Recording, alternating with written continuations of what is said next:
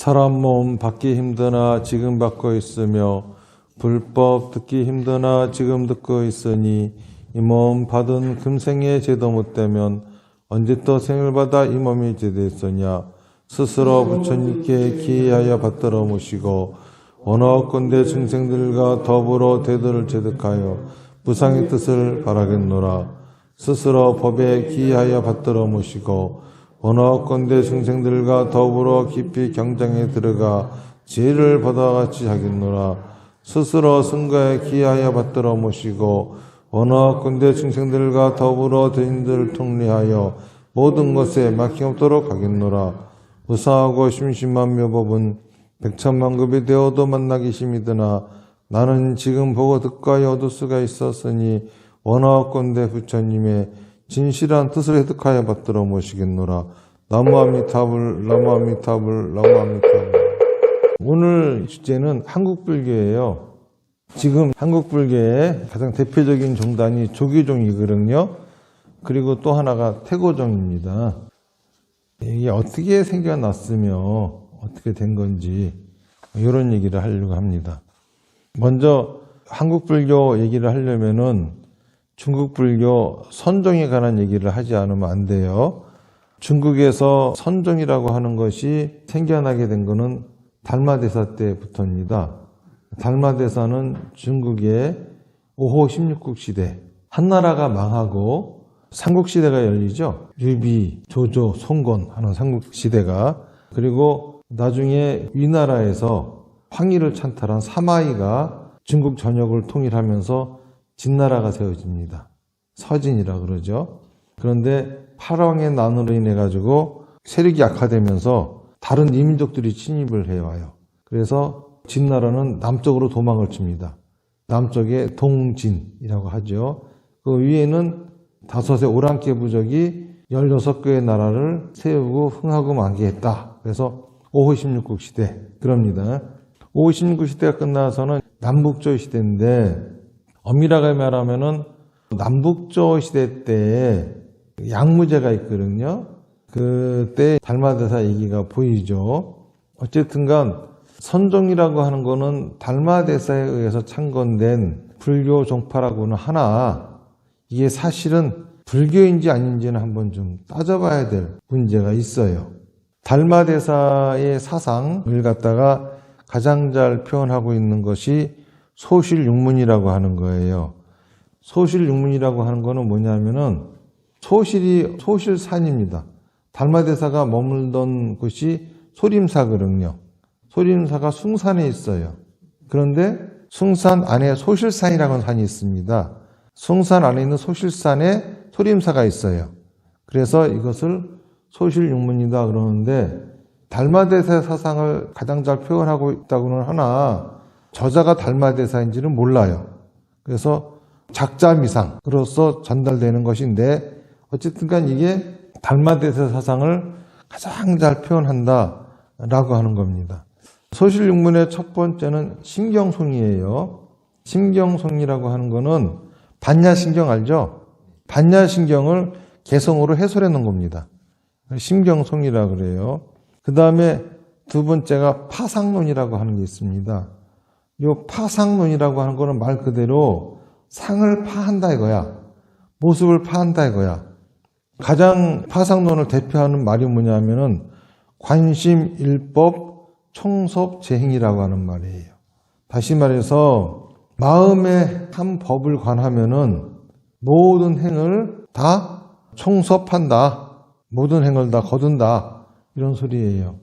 그러니까는 마음을 관하는 것이야말로 세상의 모든 행을 다 거둔다라고 하는 거니까는 일단은 마음을 굉장히 중요하게 생각한다라고 하는 것을 알 수가 있겠죠.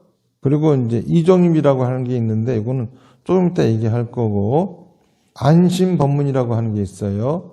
안심법문이라고 하는 거는 뭐냐면은 사람이 법을 따르는 것은 미혹이고 법이 사람을 따를 때가 바로 깨달았을 때다 이렇게 얘기해요.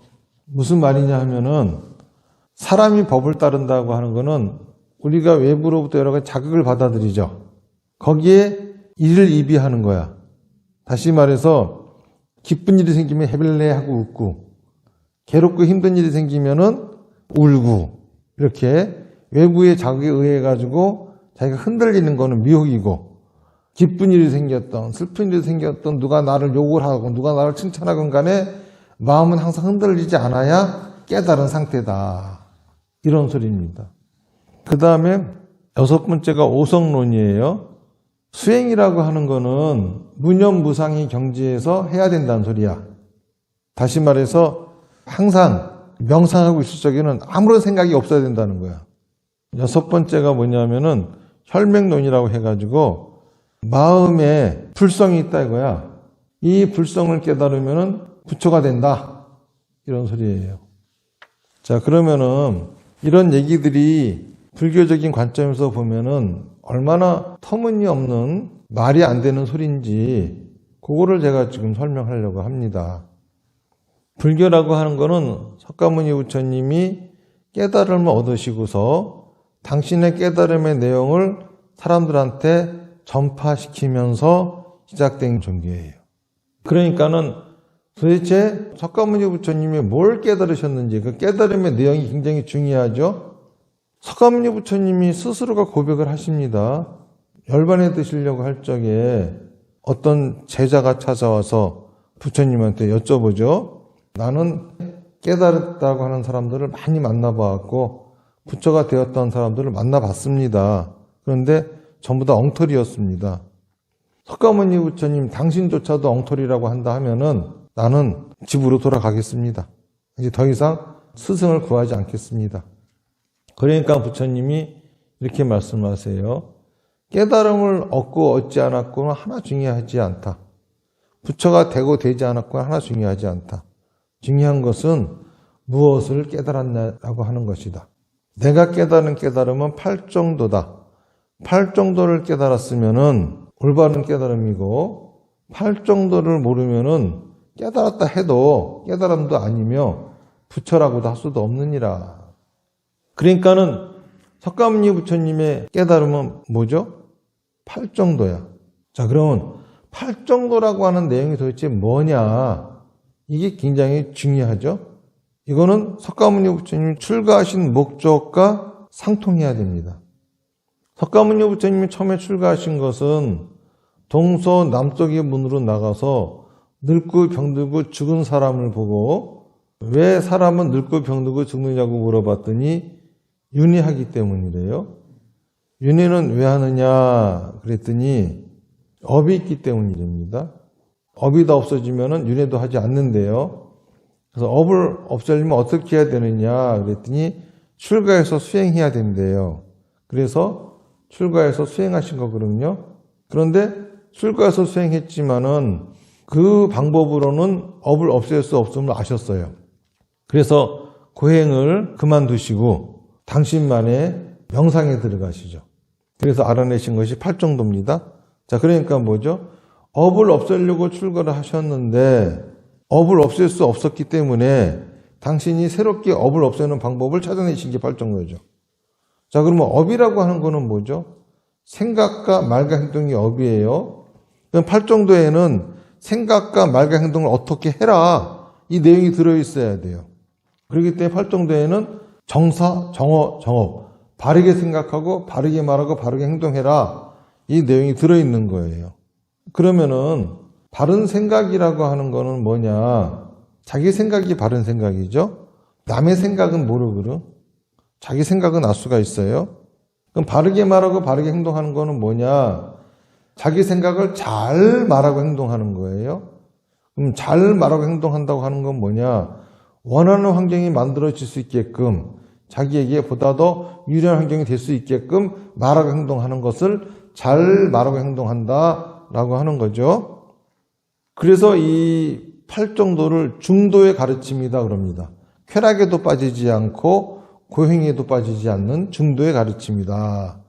고행이라고 하는 거는 뭐냐면은 자기 생각을 극도로 말하고 행동하지 않고 참고 사는 거죠. 쾌락은 뭐냐면 자기 생각을 그냥 막 싸고 다니는 거야, 그냥. 생각나는 대로 막 떠들고 말하고 행동하고 자기 속 풀려고 말하고 행동하고 다니는 거죠. 이게 바로 쾌락이라 이거야. 그렇게 해도 안 되고 또 자기 생각을 끝까지 말하고 행동하지 않고 참아도 안 되고 항상 말하고 행동하되 자기한테 보다 유리한 환경이 될 수 있게끔 잘 말하고 행동해라. 이게 팔정도란 말입니다. 이게 불교야. 자, 그런데 파상론에서 얘기하는 것은 일체 만법의 근본이 마음이라 그랬어. 다시 말해서 일체 만법이라고 하는 것은 색법, 물질, 심법, 마음, 심서법, 생각 이것이 다 합쳐져야 일체 만법이에요. 자, 그러니까는 이 모든 게 다 내 마음속에 있다 이거야. 그 말은 완전히 틀린 말은 아니야. 왜 그러느냐? 여러분들이 생각 속으로 들어오지 않은 것들을 알 수 있어요? 알 수가 없죠. 모든 거는 다 내 생각 속으로 들어와야 알 수가 있죠. 그러니까는 삼라만상 모든 게 다 실제로 있다 하더라도 내 생각 속으로 들어오지 않으면 나는 알 수가 없는 거야. 그러니까 내가 살고 있는 세계는 어떤 거죠? 내 생각의 세계를 살고 있는 겁니다. 그럼 내 생각을 만들어낸 건 뭐죠? 마음이 만들어낸 거예요. 그러니까는 극락도 어디 있는 거냐? 마음에 있는 거고, 예토도 어디 있는 거냐? 마음에 있는 거고, 깨달음도 어디 있는 거냐? 마음에 있는 거고, 미혹도 어디 있는 거냐? 마음에 있다 이겁니다. 모든 것이 다 마음에 있는 거예요. 하지만은 그렇다고 해가지고 그 마음이 실제 있는 산을 만든 것도 아니고 실제로 있는 다른 사람들을 만든 것도 아니야. 단지 그런 것들이 내 마음속으로 들어와야 나는 알 수 있는 것뿐이지.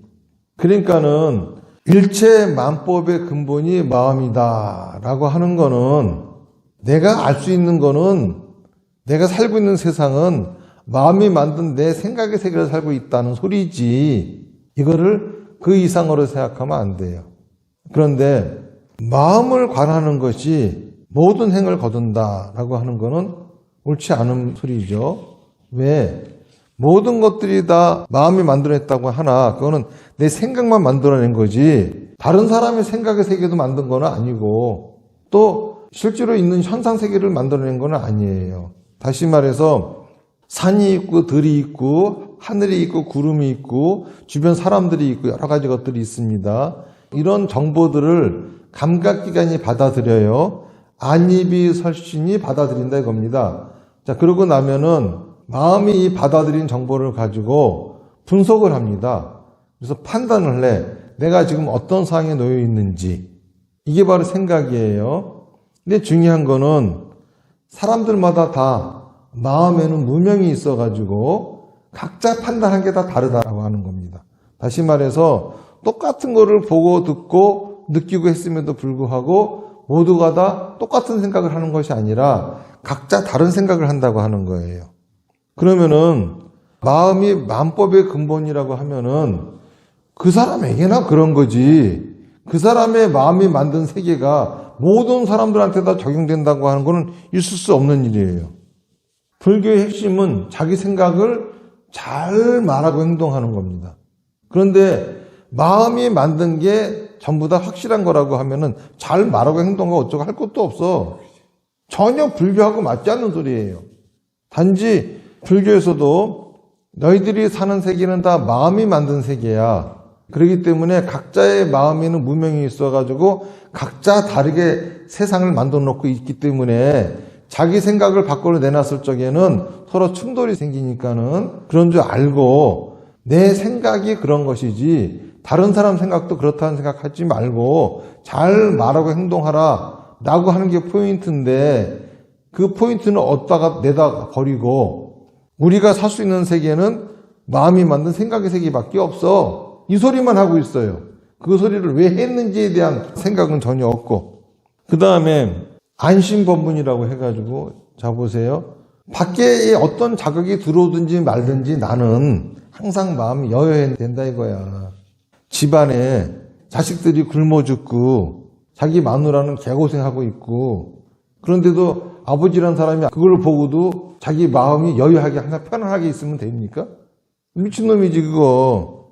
그래야 안 그래요? 지금 자기가 가장이면은 자기 마누라가 힘들어하고 자기 자식들이 힘들어하고 하면은 그 상황을 봐서 자기가 뭐라도 해야 될 거 아니야. 근데 그러지 않고 항상 생각이 일관돼. 그거 고약한 놈 아니야, 그거. 안 그렇습니까? 자기만 마음이 편하면 되는 거야? 그렇지 않죠. 외부에 슬픈 일이 생기면은 슬픔을 느낄 줄도 알아야 되는 거고, 괴로운 일이 생기면 괴로움을 느낄 줄도 알아야 그 문제를 해결하려고 하는 노력이라도 할 거 아닙니까? 근데 무슨 일이 있다 하더라도 마음이 여여하고 항상 그 상태를 유지한다고 하면은 마약 먹은 놈하고 뭐가 달라? 마약에 취해가지고 지 세계 속에 푹 빠져가지고 세상하고 상관없이 살아가는 거 똑같잖아. 근데 언제 부처님이 이렇게 하라고 그랬어? 부처님이 말씀하신 거는 자기 생각을 잘 말하고 행동하라고 하는 거예요. 사실 말해서 내가 지금 슬픈 생각이 들었으면은 이 슬픈 생각을 그대로 말하고 행동해야 나한테 유리할지, 아니면은 내가 슬픈 생각을 좀 참고 보다도 다른 식으로 다른 사람들을 유리하는 쪽으로 말과 행동을 하는 것이 이 환경이 더 좋아질지, 이런 것들을 생각해 보면서 하라 그랬지, 언제 외부의 자극이 어떤 자극이 들어오든지 말든지 너는 일관된 똑같은 생각만 해라 이런 소리 하셨습니까? 정신병자죠, 그렇게 되면. 그 다음에 명상할 적에는 마음이 무념무상, 아무 생각이 없어야 된다 이거야. 그런데 불교에서 명상을 하는 목적은 자기가 자기 생각을 보다 유리한 환경이 만들기 위해서 잘 말하고 행동했잖아요. 그런데 항상 내가 말하고 행동한 것이 나한테 득이 되는 건 아니야. 실패할 때도 많아요. 그러면 사람이 생각해 봐야 되는 겁니다. 내 말과 행동이 뭐가 잘못됐지? 내 생각을 표현하면서도 어떤 게 잘못된 거지? 이런 생각을 하면서 업그레이드 하는 겁니다. 바로 명상은 그거를 하려고 하는 거예요. 다시 말해서 지금까지 생각하던 거를 딱 멈추고 사마타죠. 그러고서 내 말과 행동이 어떠했는지를 되돌아보는 거야. 관하는 거야. 이게 바로 비파사나야. 이게 바로 불교의 명상입니다. 그런데 아무 생각 없이 쭈그리고 앉아있으려면 뭐 하려고 앉아있어? 명상을 왜 해? 그런 명상 왜 하라는 소리야 도대체?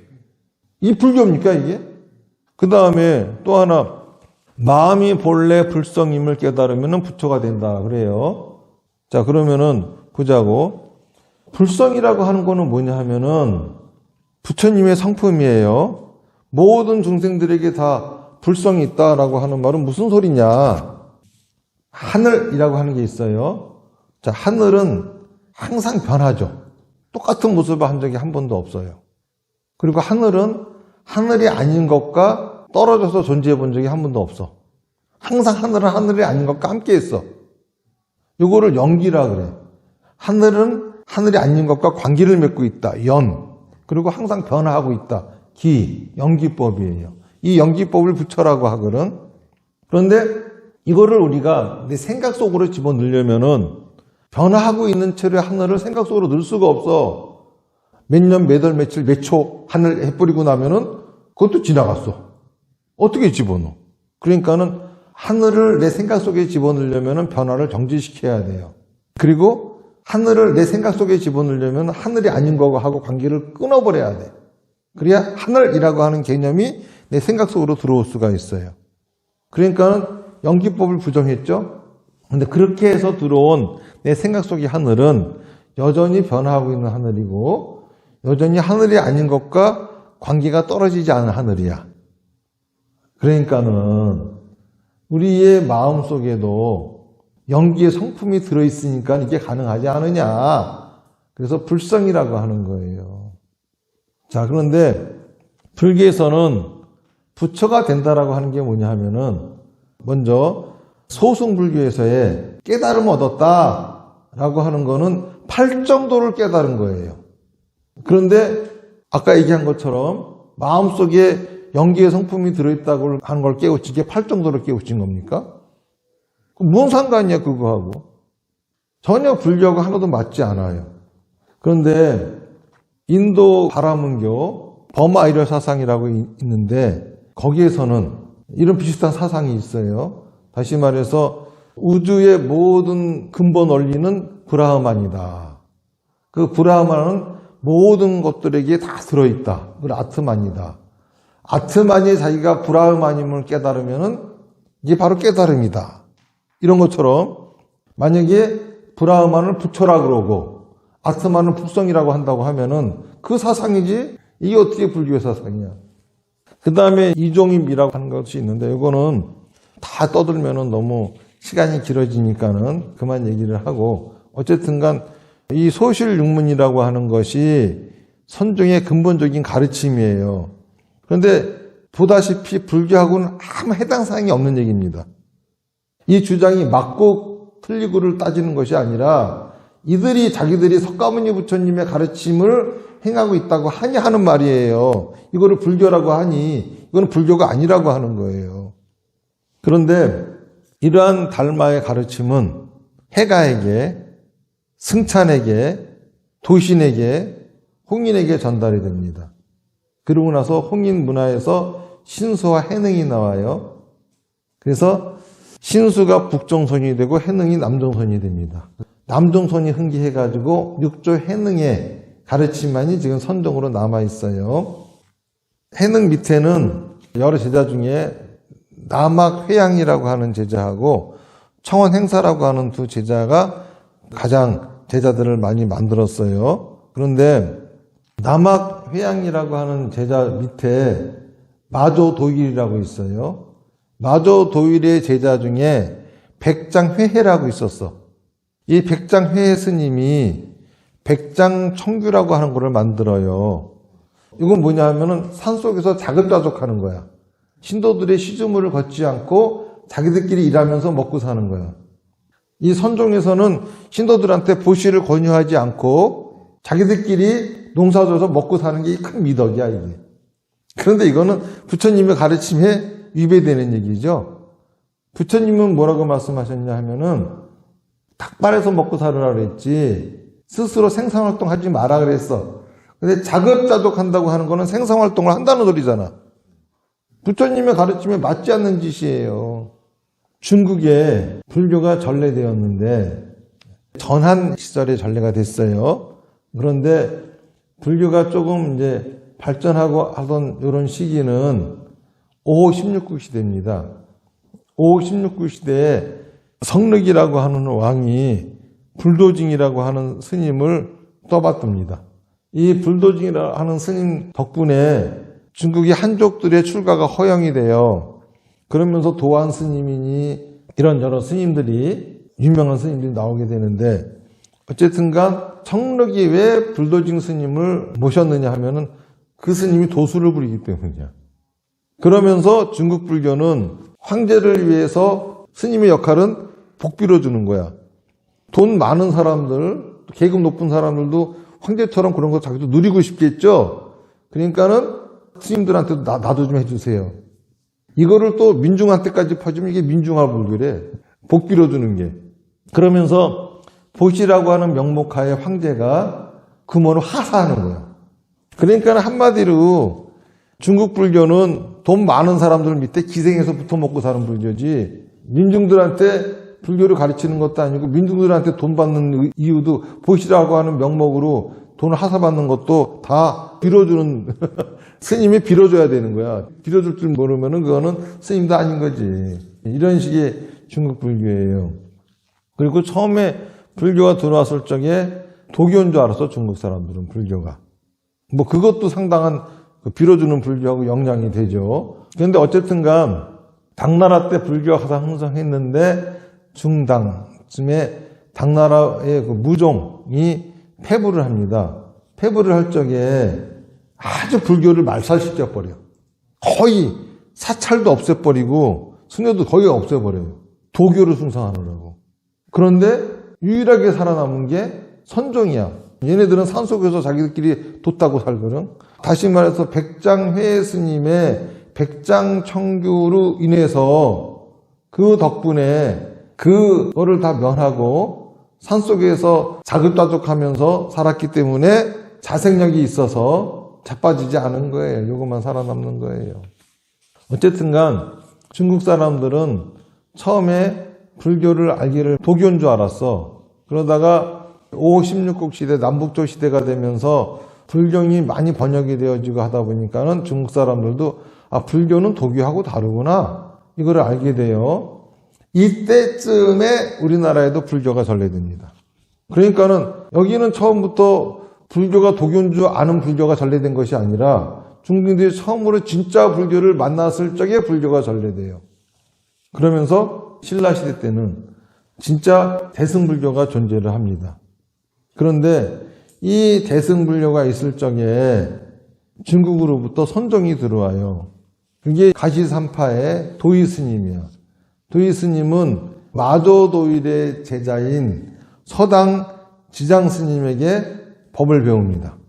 그런데 도안스님이 와서 참선을 가르치니까는 신라 때 스님들이 저게 무슨 불교야 저거.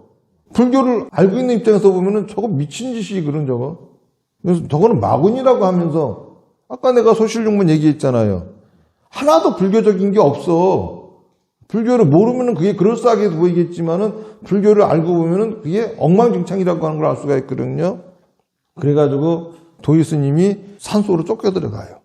그러다가 나중에 그 가르침이 염거스님에게 전달되고 보조 채징에게 전달이 되어지면서 처음으로 구산 선문이 시작이 되는 거죠. 근데 보면은 실상사파도 그렇고 독립산파도 그렇고 거의 다가 마조도일의 제자에게서부터 배워오잖아요. 삼선을. 그런데 수미산파만큼은 남학회향이 아니라 청원행사의 제자인 석도시천, 약상, 유엄, 동상, 양계로 이어지는 여기에 동산 양계로부터 법을 배워봅니다. 그리고 더 재밌는 거는 의향상파인데 의향상파는 본래 맥이 어떻게 되는 거냐 하면은 육조 해능이 아니라 사조 도신 스님이 법랑에게 전하고 법랑이 신행에게 전하고 신행이 준범, 해은, 도현, 양부 이 준범부터는 우리나라 스님이에요. 그리고 극량이 와가지고 의향산파가 성립이 되거든요. 근데 이렇게 전달이 됐다는 거야. 웃기는 거는 사조 도신이 법랑에게 전했다고 하는데 그 다음에 신행이잖아요. 근데 법랑부터가 신라 스님이야. 무슨 얘기인지 아시겠죠? 그러니까는 신라 때에 법랑 스님이 사조 도신 스님에게 직접 가가지고 참선을 배워가지고 온 거야. 이때는 인정을 못 받았겠죠. 그리고 의향산파 성립된 거는 극량이야, 극량. 극량은 양부에게서부터 선을 배웠거든요. 그런데 양부는 또 도연한테 배웠어. 그래가지고 도연부터 맥을 잡고 이어가려고 하는데 원래 법맥은 어떻게 됐냐 하면은 법랑 스님이 신행한테 전달했다고 하는데 또 신행이라고 하는 스님은 육조 해능대사 말고 또 오조 홍인에게 신수대사가 있었잖아. 신수대사의 제자 중에 지공이라고 있어. 이 지공 스님한테 신행이 또 선법을 배웠다 이거야. 그런데 극량이 갑자기 반향을 틀어버리는 거야.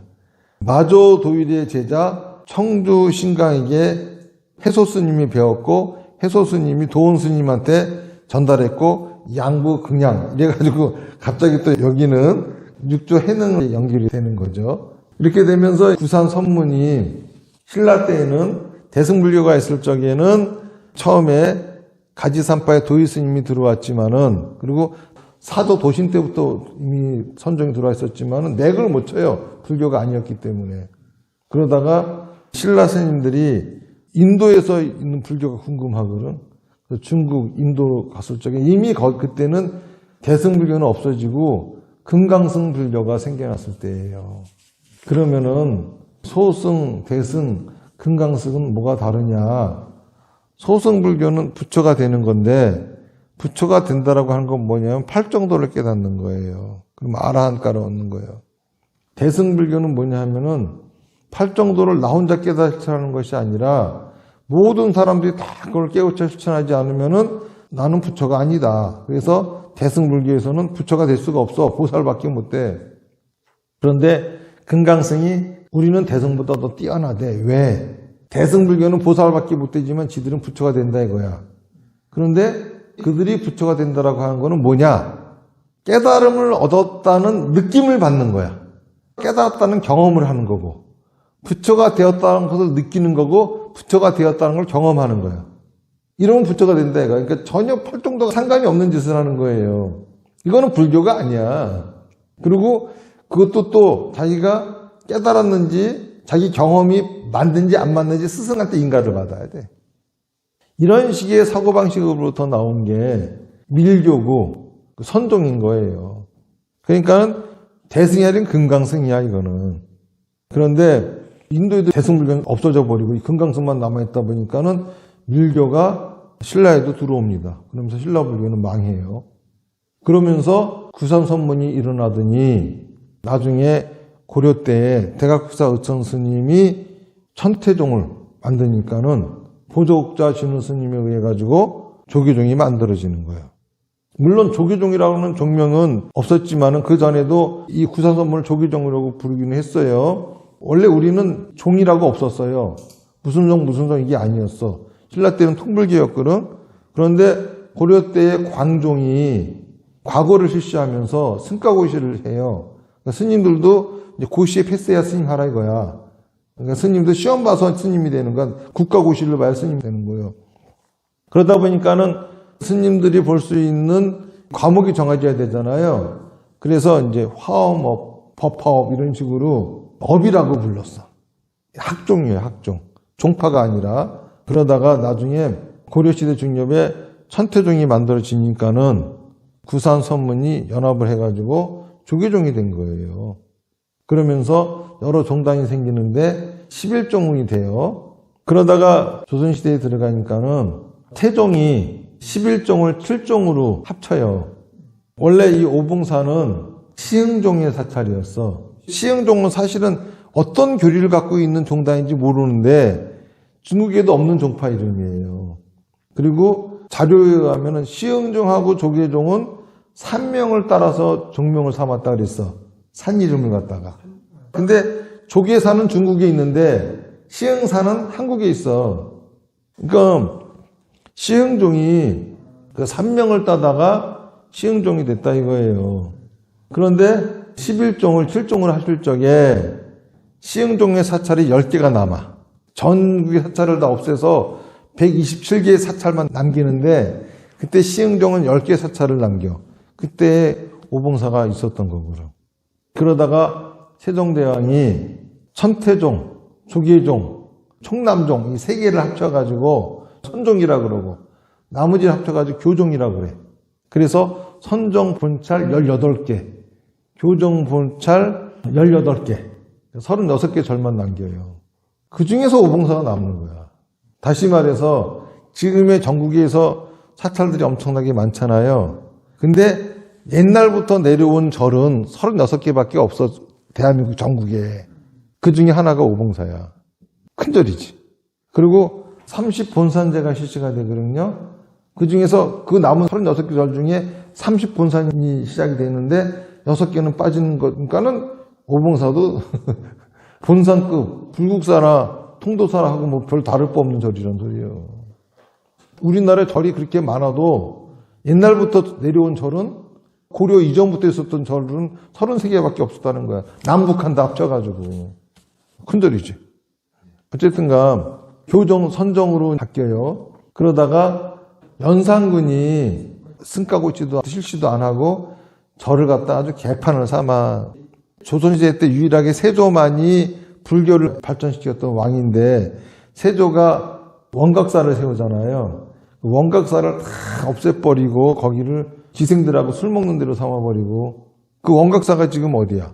탑골공원이야. 종로에 가면 있잖아. 거기를 원각사지라 그러잖아. 그래서 거기에 보면은 원각사 탑이 있잖아요. 그러고 나서 그 위에 중종이 아예 스가고시를 폐지시켜버려. 그래서 불교는 완전히 다 없어져 버려. 스님들 공주에 붕 뜬 거예요. 그러다가 명종의 어머니인 인묵대비가 명종이 어려가지고 섭정을 해요. 그때 승가고시를 열어서 서산대사, 삼명대사가 그때 이제 장원급제 하는 거예요.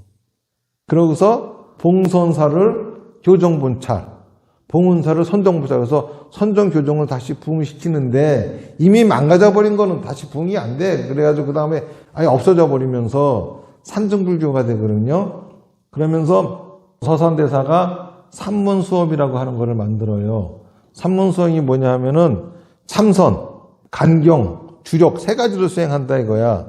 그러면서 참선의 맥은 조계종의 맥을 가져온다. 그러는데 참 재미있는 게 아까 분명히 구산선문에는 마조도일의 제자 또는 동상양계 나중에 가면은 이제 극양스님 조작을 해가지고 자기도 해능의 제자다 이렇게 그쪽 얘기다 이렇게 하긴 했지만은 어쨌든 다 그렇다고 쳐. 근데 마조도일의 제자 중에 백장회의한테 배운 제자는 아무도 없어. 구산선문에는. 그런데 백장회의 밑에 황벽희운이 있고 임재의헌이 있어요. 그러고서 이때 임재종하고 은문종이 만들어져. 그리고 임재 밑에 이제 쭉 나가다가 나중에 양기파와 황벽파가 만들어지거든요. 그 양기파 중에 대해종고라고 하는 스님이 나와요. 이 스님은 뭐냐면은 화두를 하는데 이것저것 공안 쓰지 말고 하나만 꽂혀서 해라. 이걸 한 거예요. 그런데 서산 스님이 이 대해종고한테 맥을 다 이어버려. 그리고 원나라 때 천목 고봉으로 이어지는 그 맥으로, 그러니까 엄밀하게 말하면 구산선문하고 다르죠. 구산선문은 많이 쳐져봐야 마조도일의 제자인데 백장회에도 마조도일의 제자이기는 하나 구산선문에는 아무도 이분의 맥을 따른 선승이 없어. 그런데 서산대사는 그분의 맥을 이었다 이거야. 그러니까 엄밀하게 말하면 구산선종이 아니라 새로운 선종이 탄생을 한 겁니다. 이러다가 세월이 흘러서 대한제국이 만들어집니다. 일제에 의해 가지고. 그때에 일본의 일련종의 스님이 김옥균이가 3일천하 할 적에 고종한테 상소를 올려서 스님들을 한성 출입을 허락받아요. 그래서 스님들은 천민에서 평민으로 신분이 상승이 된 거죠. 그러면서 대한제국에서도 한국 불교를 관리하려고 합니다. 그러던 중에 일본의 정토종에서 불교 연구회를 한국에다가 만들어요.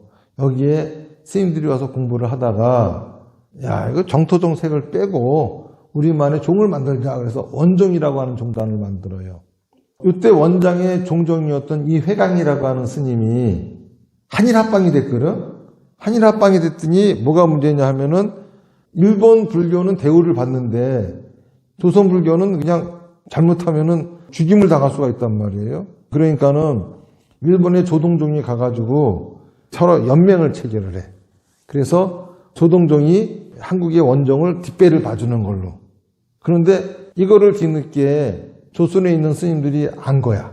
대표적인 분이 한용운 스님이죠. 그래가지고 들고 일어나가지고 나라까지 망했는데 불교까지 일본 놈 밑으로 기어 들어가냐고 난리를 쳐가지고 임재종을 만들어.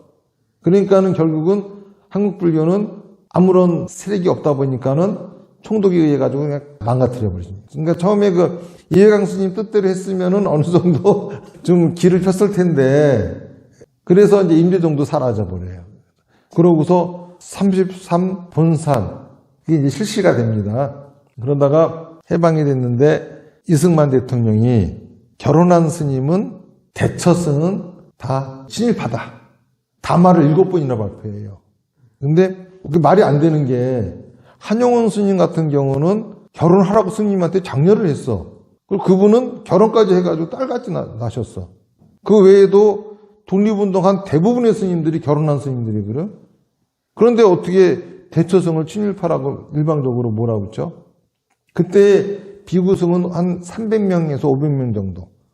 대처승은 7,000명 정도예요. 근데 이제 비구승들이 수행하기가 참 어려웠어요. 그래가지고 처자식 있는 니네들하고 하려니까는 도대체 우리는 구박받고 좀 살기 힘드니 우리들도 수행할 수 있는 수행처 좀 달라. 그래서 몇 군데 줬는데 이왕 주려면 삼보정찰, 통도사, 해인사, 송강사를 주지 왜 그딴 걸 주느냐 이러면서 불만이 많았어요. 이런데도 한국 불교계에서는 나름대로 그때도 대처가 뭐가 문제였냐 하면은 일본 총독이 강제로 결혼을 시켰어요. 그러다 보니까는 조선시대 때 스님은 천민이잖아. 누가 스님한테 시집을 가겠어. 그러니까는 호적은 만들어야 되니까는 아무 여자하고나 공양주, 술집 작부 이러고 하고 물론 인테리들하고 결혼한 스님들도 많이 있지만은 그런 경우도 많이 있다 보니까는 결혼한 승려들 문제가 참 골치 아픈 문제였어요. 그러다 보니까는 대처승들은 상자를 두지 못하게 해가지고 그 맥을 없애자. 뭐 이런 식의 이제 얘기까지 나오면서 자체적으로 불교가 정화를 하려고 그런 움직임이 있었는데 이승만이가 느닷없이 그런 짓을 해버리니까는 쌈박질이 난 거예요. 그래서 유혈 사태가 벌어지고 폭력이 난무하고 막 이랬어요. 그러면서 계속 둘이 막 쌈박질하고 계속 이러고 있으니까는 박정희 대통령이 쿠데타를 해가지고 정권을 잡았잖아. 그러고 나서 불교계 니들도 좀 너무 시끄러워, 좀 그만 좀 해. 니들 자꾸 쌈박질하면 내가 가만 안 놔둘까 이러니까는 큰일 났거든. 그래가지고 대첩이고 서로 연합을 해가지고 대한불교 조계종을 만들어요. 그게 1962년이야. 대한불교 조계종을 만드는데 옛날에 있던 승복은 싫다 이거야. 그래가지고 일본 정토종의 승복, 가사도 일본 정토종의 가사. 그거 갖다가 물감은 불교 색깔 5가지 섞어서 타보니까는 색깔이 나니까 그거 가지고 가사 색깔. 이래가지고 조계종 가사상상이 만들어지는 거야. 급조가 되는 거예요. 그거를 무슨 뭐 옛날부터 입었던 옷인 줄 알아요. 원래는 우리나라는 검은색이야. 웃기지 마라. 그렇게 했어도 정부에 의해서 강압적으로 그렇게 만든 거잖아요. 그리고 사회적인 여론이 이게 대처성을 매도하는 여론이야. 이승만이가 담화를 발표하고 사회적인 여론이 계속 이걸 뒷받침해 주다 보니까는 일반적인 인식도 그렇고 그러니까 전 국민들이 그렇게 계몽이 된 거야. 대처성은 땡초 나쁜 새끼들 이런 식으로. 그러니까는 조계종이 만들어졌다 하더라도 그 안에 있는 대처성도 힘들잖아요. 그래서 1968년도에 한국불교 태고종을 만들어. 그러면서 분규가 끝나고 지금에 이르는 거예요. 자, 여기에 불교가 있어 지금? 한국에 불교가 있었던 역사는 신라시대 100년밖에 없어요. 나머지는 불교가 있었다고 보기 힘들어요. 중국에는 불교가 한 번도 전래된 적이 없어. 티벳 불교? 티벳도 그거 불교 아니거든? 티벳에도 불교가 전래된 지가 한 번도 없어. 그거는 뭐냐 하면은 티벳 불교 같은 경우는 인도에서 금강승이 생기잖아요. 그러면서 탄트라가 받아들여져. 불교 탄트라가 생겨. 이거를 대락주의가 생겨. 크게 즐긴다 이거야, 대락주의. 이게 뭐냐 하면은 남자, 여자가 몸을 섞어서 느끼는 쾌락이 깨달음이다 이거야. 이게 티벳으로 전래된 거예요. 그래서 티벳 불교가 됐는데, 자, 그거를 하려면은 여자가 있어야 돼, 없어야 돼? 그러니까 결혼하는 거야. 그러다가 징기스칸이 티벳을 정복하고 라마승에게 귀의를 하면서 티벳 통치를 맡깁니다. 그런데 원나라가 망하고 나니까는 뒷배를 맞을 수가 없으니까 거기도 없어져. 그러다가 명나라 때에 겔룩파라고 하는 무슨 스님이 결혼을 해. 이러는 파거든. 얘네들을 몽고의 한 부족의 왕이, 칸이 거기 귀의를 해. 그러면서 이 사람한테 달라이라마라고 하는 칭호를 줍니다. 그러니까는 자기는 3대 달라이라마, 자기 스승은 2대 달라이라마, 거기 다 죽은 사람인데 1대 달라이라마 이런 식으로 해가지고 지는 3대래. 그게 알탄칸인가? 그 알탄칸의 손주를 또 4대 달라이라마로 삼아.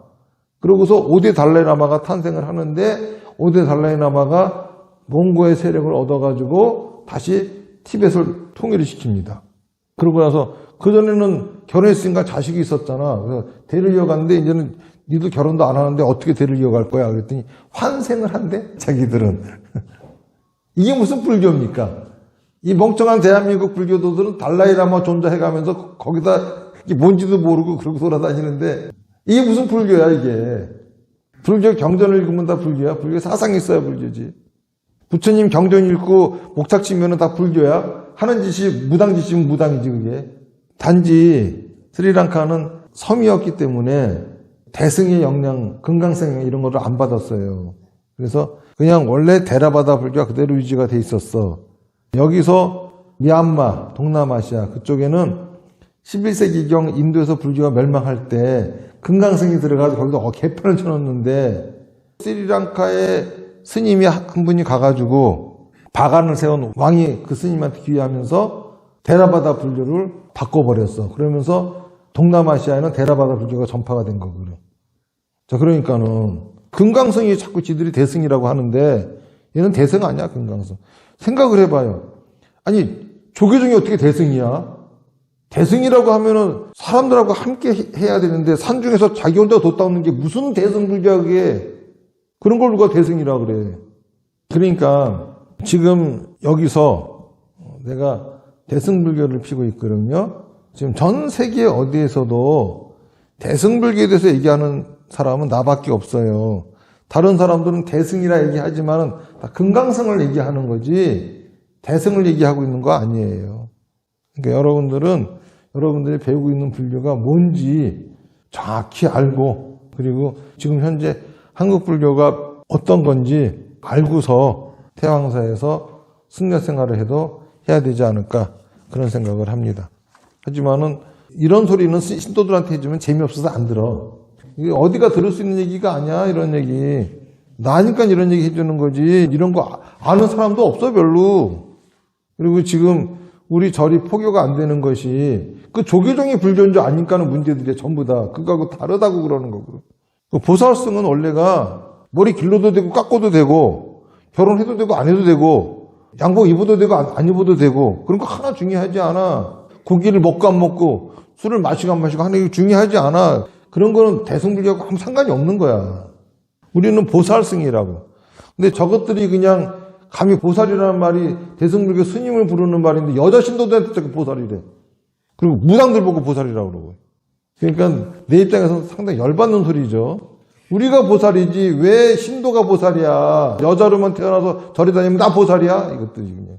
그러니까는 저것들이 마군이야, 마군이. 대승불교를 훼손시키는 짓이거든.